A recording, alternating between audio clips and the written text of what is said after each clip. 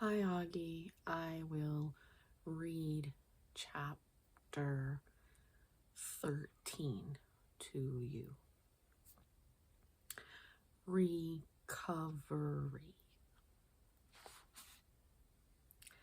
Events in the days and weeks following Walter's release were completely unexpected. The New York Times covered his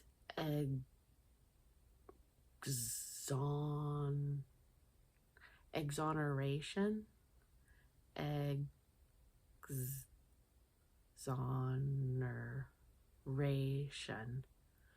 and homecoming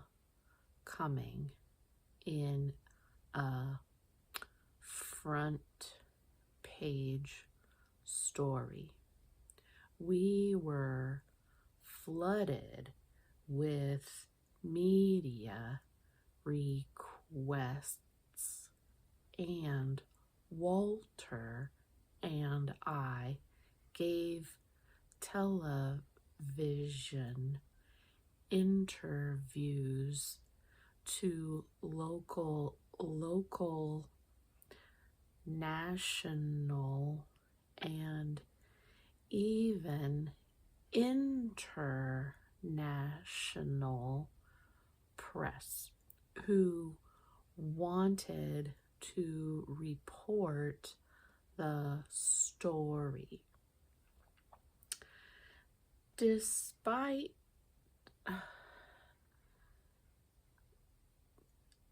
Despite my general reluctance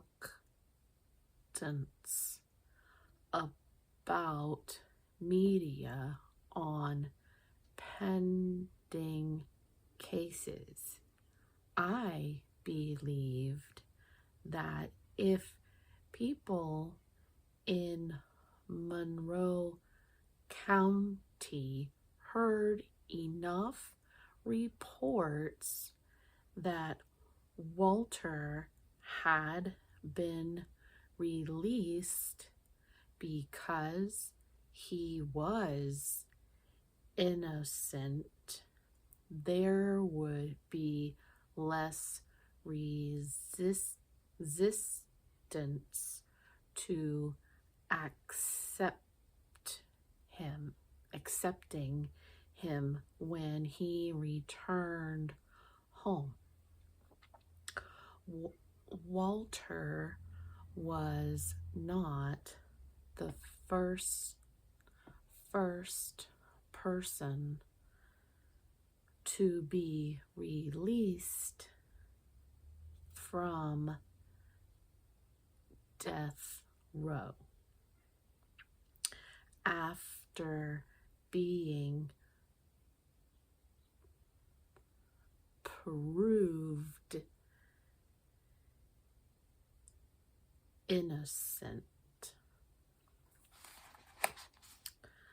Several dozen innocent people who had been wrongly condemned to death row had been freed before him.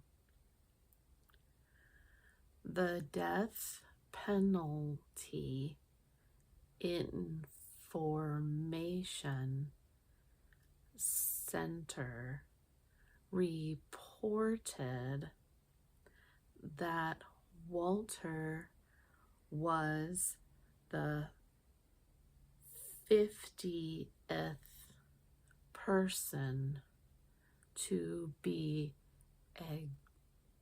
exonerated in the modern era. Yet, few of the earlier cases drew much media attention. Clarence Brantley's 1990 release in Texas attracted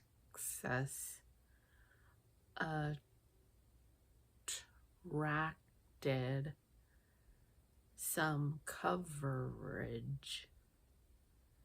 His case had also been featured on 60 Minutes.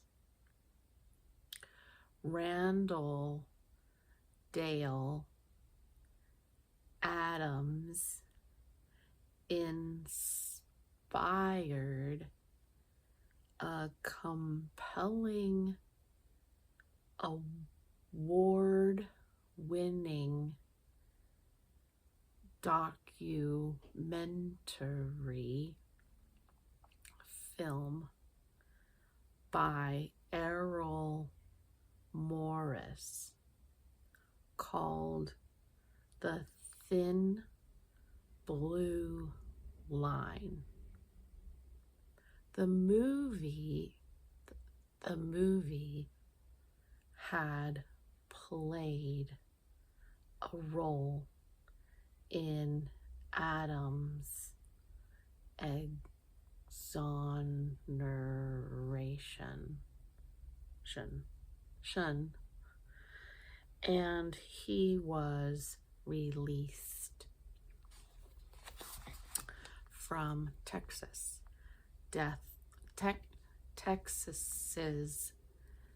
death row not long after its release. But there had never been anything like the coverage surrounding Walter's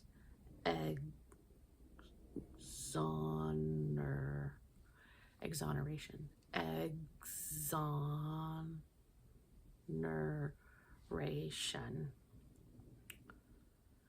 The 1992, the year before Walter's release, 38 people were executed in the United States. This was the highest number of executions in a single year since the beginning of the modern death penalty era in 1976. That number rose to 98 in 1999. Walter's release coincided with increased media interest in the death penalty, triggered by the increasing pace of executions. His story was a counter narrative to the rhetoric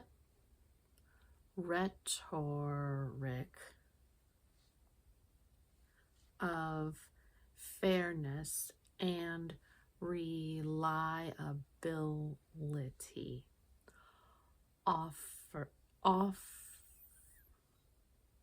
offered by politicians and law enforcement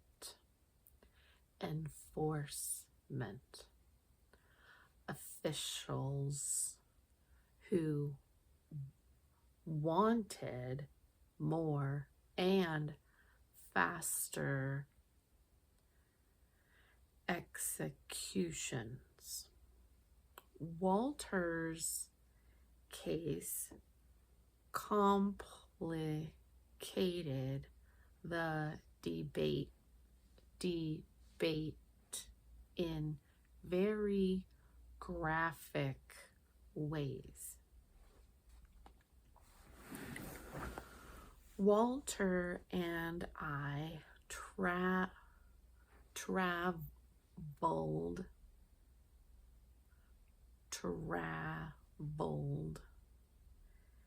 to legal conferences and spoke about his experience and about the death penalty. The U.S. Senate Judiciary Committee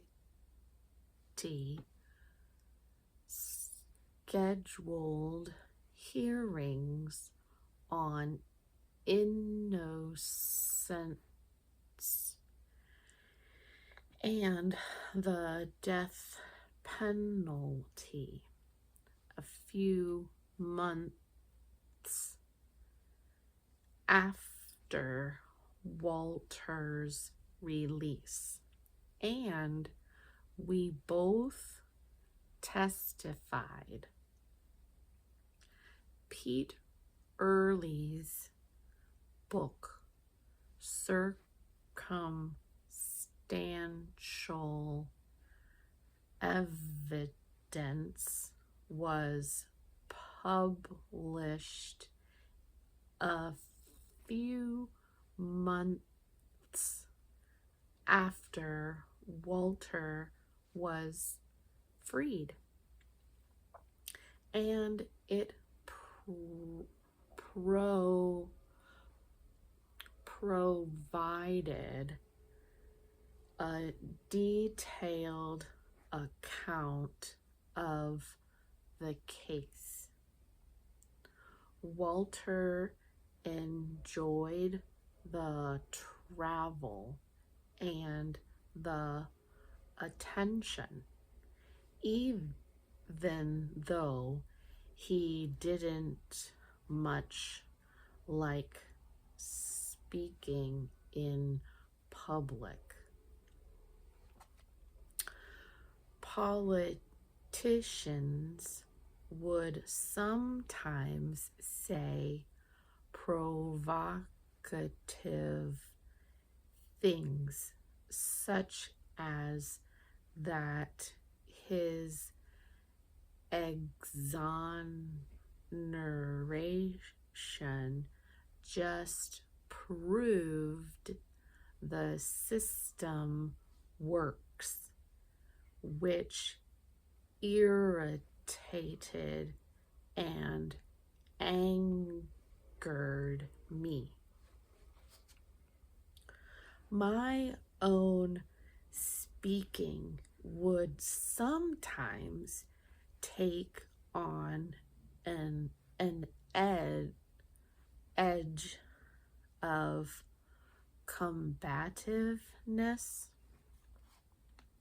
but Walter remained calm, jovial, and earnest, and it was very effective watching Walter tell his story with such good humor, intelligence, and sincerity, heightened the horror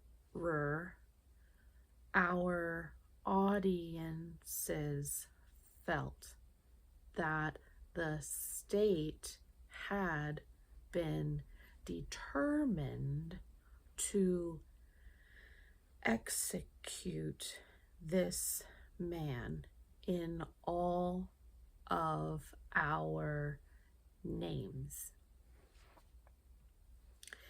It was a compelling presentation. We spent a good bit of time together, and Walter would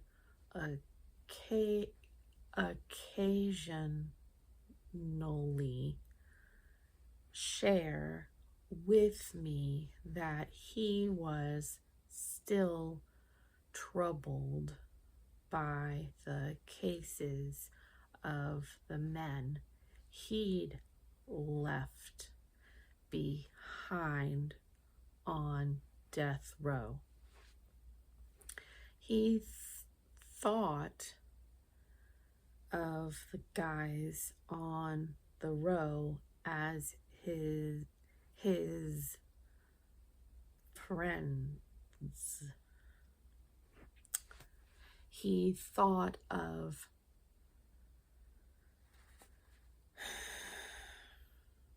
the guys on the row as his friends. Behind his gentle presentations, Walter had become fiercely opposed to capital punishment, an issue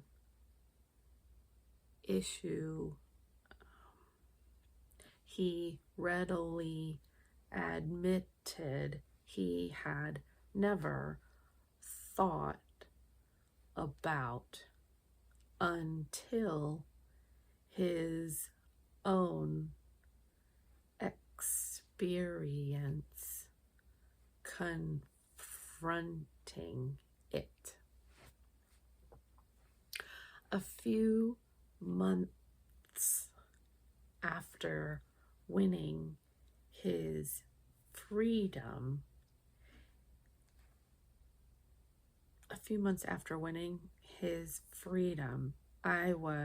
I was still nervous about Walter's return to Monroe County. The big feast immediately following his release had brought hundreds of people to his home to celebrate his freedom. But I knew that not everyone in the community was overjoyed.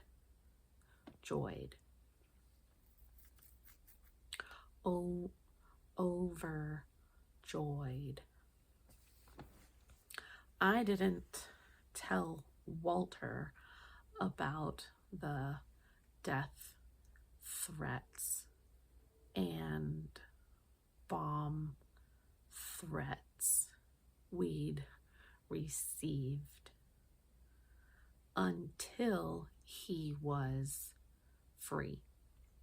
And then I told him that we needed to be careful. He spent his first week out of prison in Montgomery. He then moved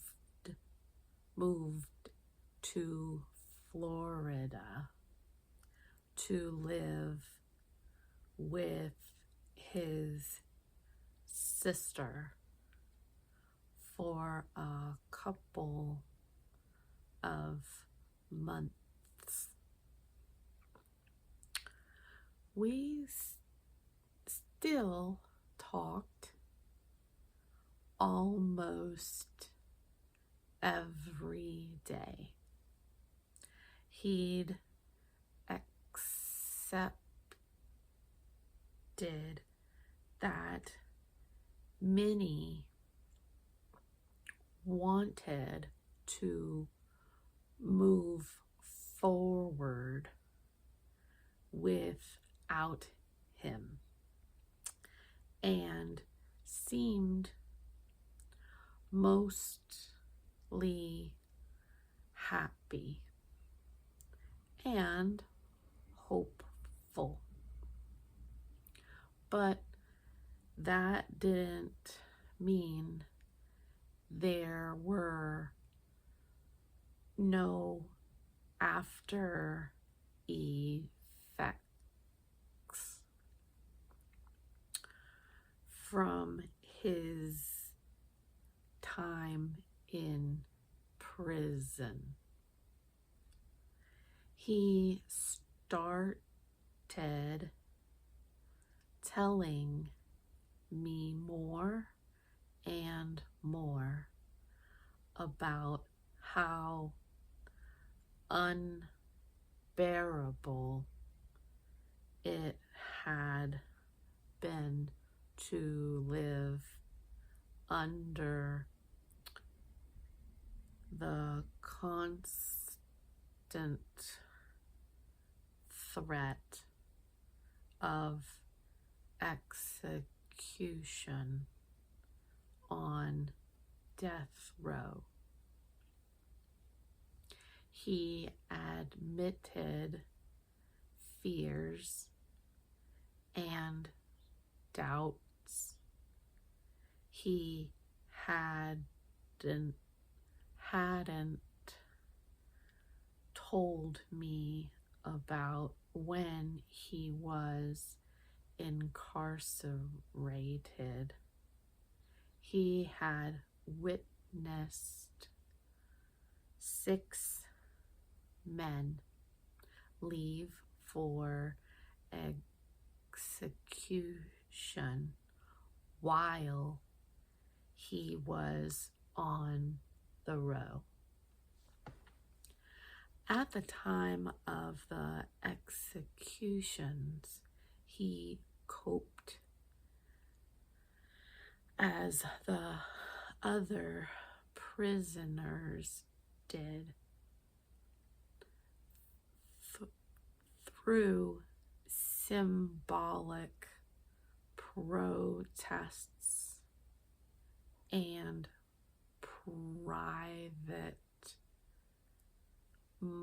moments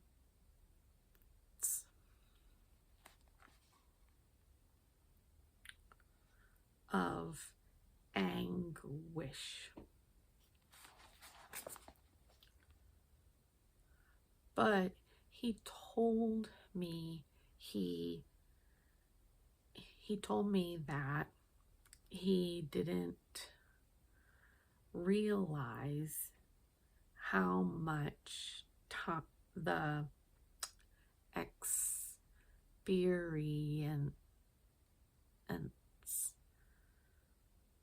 had terrified him until he left prison.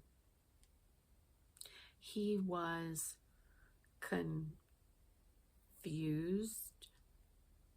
about why that would bother him now that he was free. Why do I keep thinking about this? He sometimes complained of nightmares. A friend or a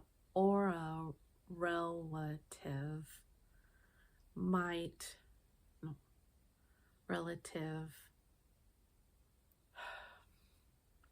a friend or a relative might say something about how they supported the death penalty,